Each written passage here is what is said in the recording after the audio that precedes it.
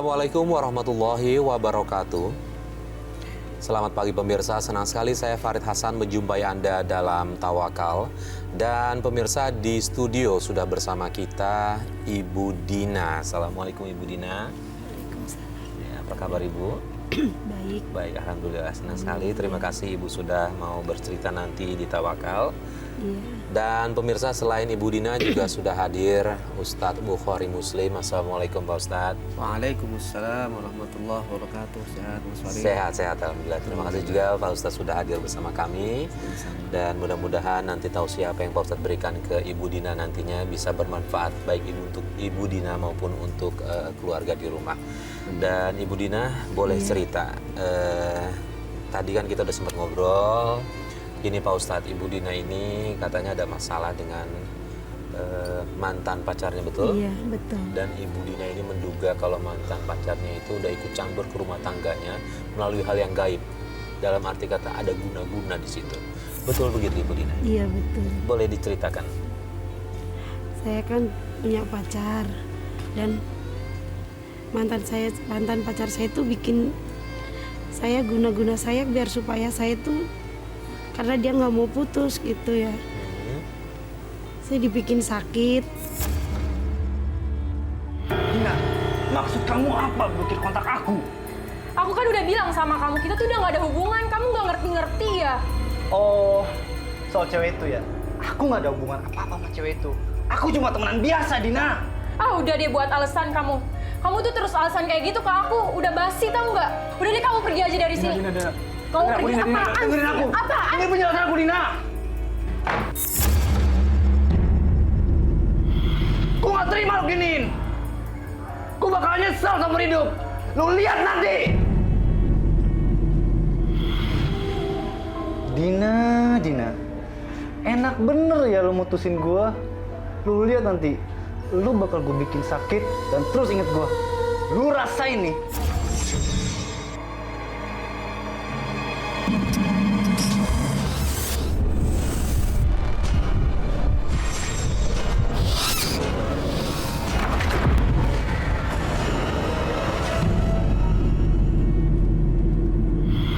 Bikin sakit itu sakitnya itu aneh gitu ya. Saya pendarahan tuh sampai 3 bulan. Dan orang tua saya udah berusaha berobat ke dokter, kemana aja itu nggak ada penyakit sama sekali, udah di rongsen udah. Jadi secara medis Iya udah ketahuan nggak ada, sakitnya apa? iya. Sampai tambah darah itu 2 kali. Rumah sakit awal 3 kantong, sampai yang terakhir kedua sampai 10 kantong itu kita sama sekali nggak ada penyakitnya. Gitu. Lalu dari mana Ibu Dina bisa menyimpulkan kalau itu adalah guna-guna? Karena orang tua saya mungkin karena lihat saya kasihan terlalu berbaring di kamar sampai badan kita kurus gitu ya. Akhirnya orang tua saya berusaha kemana mengobatin anaknya gitu. Ternyata katanya ada orang yang guna-guna saya gitu. Itu keluarga dari mantan pacar saya sendiri gitu. Nah, ini Pak Ustadz, ada hal seperti itu Pak Ustadz? Ya, menarik ini. Ya. Saya juga dibikin tergila-gila gitu sama mantan pacar saya biar supaya saya mencari dia.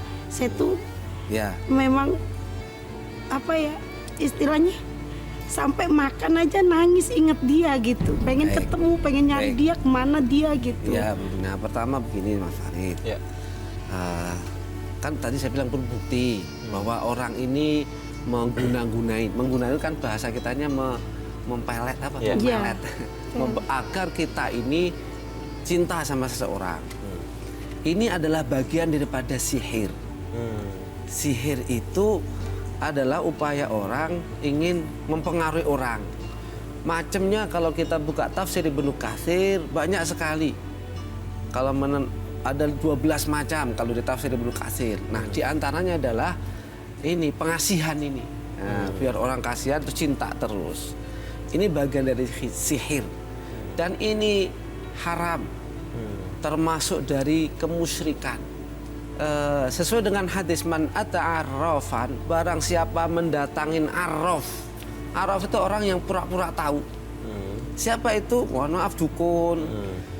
Siapa dia? Orang yang merasa tahu apa yang terjadi padahal tidak di hadapan dia. Begitu. Ini alang arraf. Kemudian dia meramalkan. Memprediksi sehingga mohon maaf informasi yang dia sampaikan ke kita membuat kita suudzon sama orang. Jadi percaya sama omongan Nah, dia. itu. Ini Iya, yang iya. perlu kita suudzon, percaya keburukan sehingga nanti apa? Kita benci sama dia. Oke, satu, ini pelajaran bagi kita. Kemudian toh seandainya itu benar terjadi, bahwasanya kok terjadi sesuatu yang tidak nyaman ya, kok aneh di luar biasa. Biasanya. Iya kan? Biasanya itu sudah punya suami, sudah punya anak, kok makan saja itu sampai ingat. Ini memang bisa jadi terjadi. Nah, saya bilang pertama kalau ada orang begitu, Bu Dina, kita husnudzon dulu. Karena kita tidak tahu sebenarnya siapa yang membuat. Karena tidak tahu bukti. Kecuali kalau orang bilang nih, oh saya akan guna-gunain Anda. Nah, jelas berdasarkan omongan dia. Ini kan mohon maaf berdasarkan keluarganya apapun. Ini untuk menjaga agar kita tidak benci sama dia. Ini penting nih. Kenapa penting? Nanti untuk mengobatin kita. Kita kan sedang kena masalah. Untuk mengobatin itu kita bersihkan dulu. Kita benci dibersihkan, dengki dibuang dari hati. Kalau sudah bersih baru nanti terobatin dengan cara pengobatan. Kalau kita anggaplah menyangka, oh ada ternyata begitu, memang ada. Iya, orang diguna-gunain itu ada, secara syariah juga ada. Maka tidak ada lain, Ibu Dina, saya sarankan, Iya. seringlah kita baca istighfar dah. Karena tidak ada lain. Di Quran itu kunci dari segala persoalan itu adalah istighfar. Karena di Quran itu wa qul tastaghfiru rabbakum innahu kana ghaffara yursilis sama alaikum midrara wa yumditkum bi amali wa banin. Jadi kalau mau selesai persoalan hidup banyak istighfar. Karena dengan istighfar itu Allah turunkan rezeki dari langit. Allah kasih jodoh, Allah kasih anak. Allah selesaikan persoalannya dengan banyak istighfar.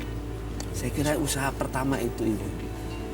Itu Mas Pak. Kemudian Ibu Dina, saya mau tanya lagi, kalau misalnya waktu itu kan meyakini bahwa Ibu Dina memang diguna-guna, kemudian keluarga reaksinya apa Ya, setelah ibu tahu? saya, orang tua saya berusaha untuk membantu saya untuk menghilangkan itu semua. Dengan cara? Ya, berusaha ya ke tempat orang pinter gitu. Setelah mengetahui itu, Ibu Dina melakukan bisa, apa ke laki-laki itu? Punya niat dendam enggak, cuman alhamdulillah saya dibawa ke orang tua di tempat ustadz, saya sembuh. Sembuh. Iya, emang saya dibikin gitu.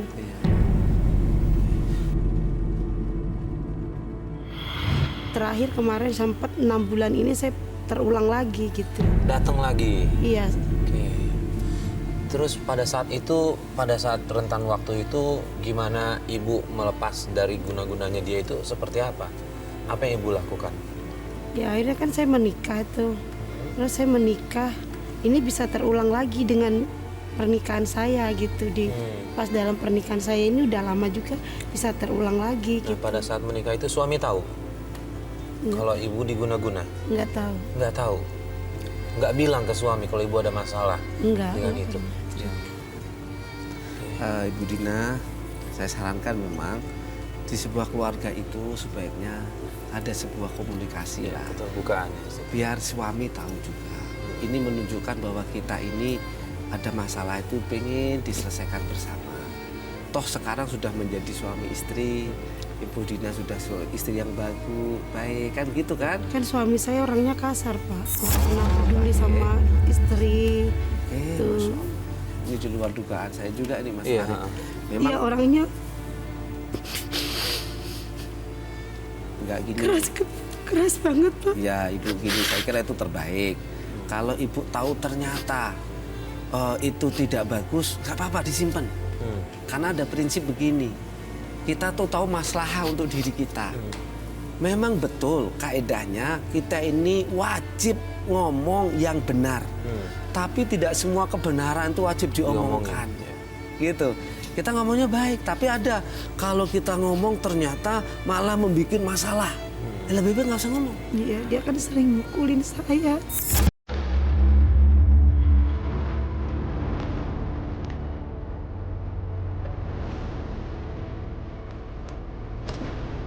Gua nih.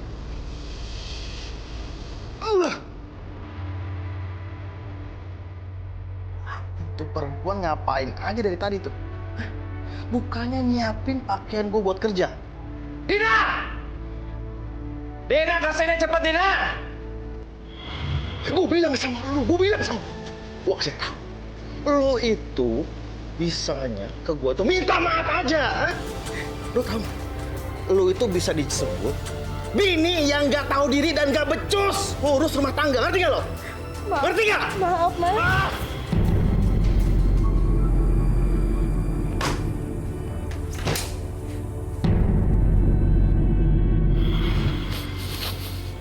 Awalnya dia baik.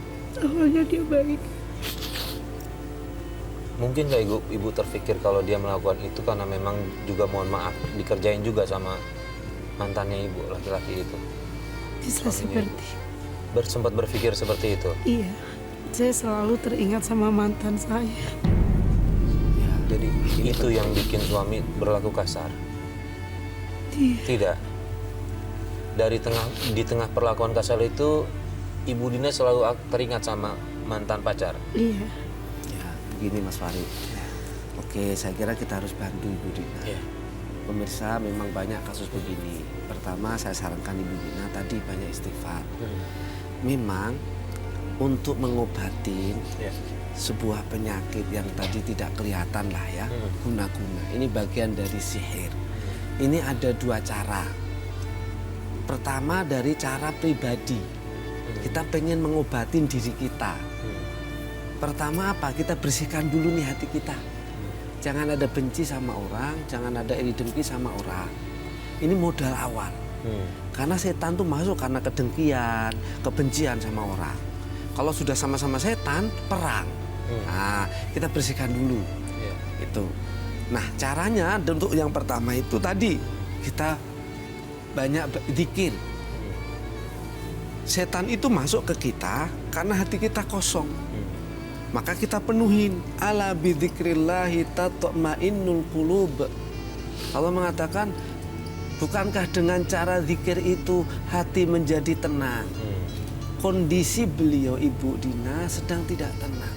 Kenapa tidak tenang? Dibikin tidak tenang.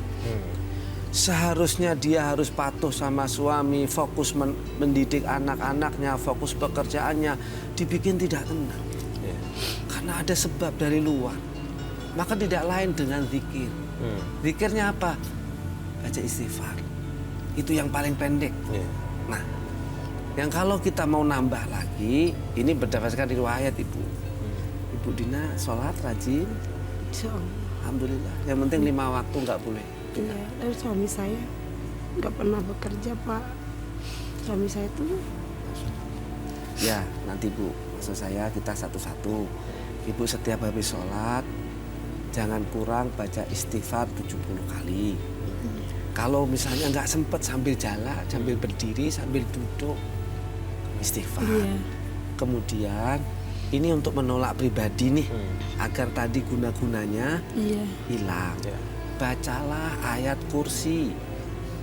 Ibu Dina hafal, nanti kita pelan-pelan. Ibu hafal surat Al-Ikhlas, Al-Falaq hafal, An-Nas hafal. Nah, itu aja deh. 3 surah itu ya. Ya, jadi kalau nggak ayat kursi nggak ada, 3 surat.